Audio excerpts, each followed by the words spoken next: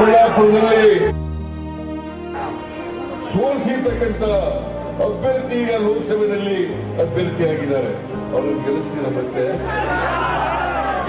ಮತ್ತೆ ಯಾವ ಕಾರಣಕ್ಕೂ ಕೂಡ ಗೆಲ್ಲಿಸಬಾರದು.